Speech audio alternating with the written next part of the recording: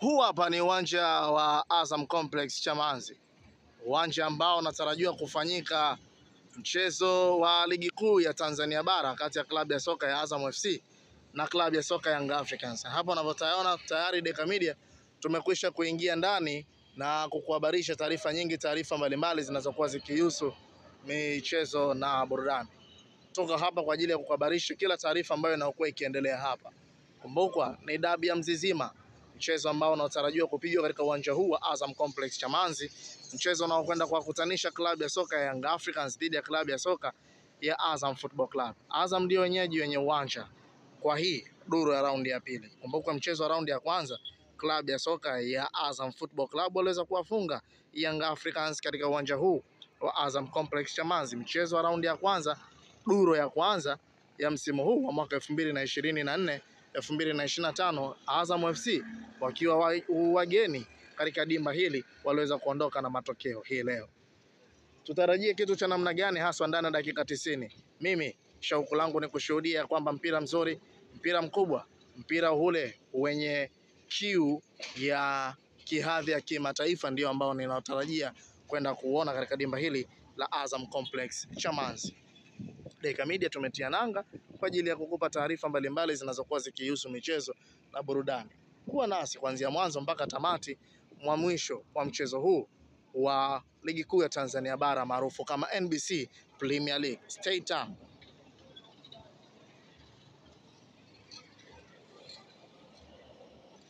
Haya ni mazingira ya nje ya dimba la Benjamin la Azam Complex Chamazi, mchezo ambako kila mmoja ana shauku la kwenda kuiona timu yake ikifanya vizuri katika ligi kuu ya Tanzania bara maarufu kama NBC na Premier League. Huu ni mchezo ambao kila mmoja huwa ana shauku, hususan mashabiki na wapenzi wa klabu ya Young Africans, wana kile wanachotaka kukiona kutoka kwa timu zao zikifanya vizuri katika mchezo huu wa ligi kuu ya Tanzania bara maarufu kama NBC Premier League duru ya raundi ya pili. Kumbuka kwamba duru ya raundi ya kwanza Young Africans waliweza kufungwa dhidi ya klabu ya soka ya Azam Football Club.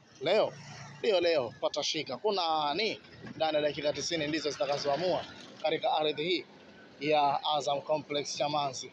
Wenyewe wanakwambia kisasi kitalipwa katika uwanja huu wa Azam Complex Chamazi.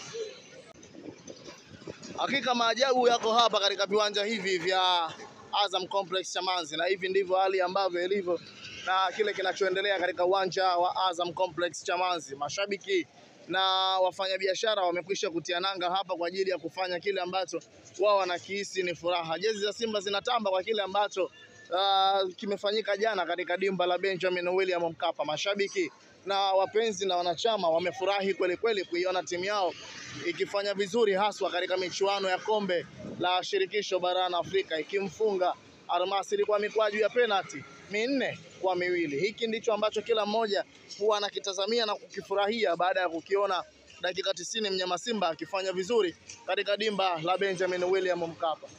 Shauku langu ni kuiona NBC Premier League ikiendelea hii leo na kufanya vizuri katika ardhi ya Azam Complex Chamazi. Tuko hapa kwa ajili ya kukuhabarisha na kukupa taarifa zote zinazokuwa zikihusu michezo na burudani. Stay tuned ndani ya ligi kuu Tanzania bara ya NBC Premier League.